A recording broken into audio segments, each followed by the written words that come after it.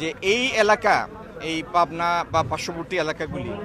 যেভাবে কৃষির বিপ্লব সাধন করেছে, কৃষির প্রযুক্তির মানে সব থেকে আধুনিক রূপগুলি যাতে এই কৃষকরা তার ছোঁয়া পায়,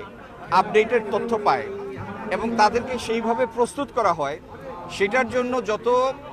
একাডেমিক অ্যারেঞ্জমেন্ট প্রয়োজন সেগুলি এই জায়গাতে থাকা উচিত। দেখেন, যে কোনো পণ্য এটিকে সংরক্ষণ করতে হবে, কিন্তু সেই সংরক্ষণের খরচ যেন এমন না হয় যেটা ক্রেতার নাগালের বাইরে চলে যায়, তাহলে তো আর এটা বিক্রি হবে না। এই জন্য কোন সলিউশনে গেলে এটার মূল্যটাও একটা রেঞ্জের মধ্যে রাখা যায়, যেটা পরবর্তীতে ক্রেতার কাছে আকর্ষণীয় থাকে, এগুলি চিন্তাভাবনা করে পরীক্ষা নিরীক্ষা করে তারপরে আমরা একটা সলিউশন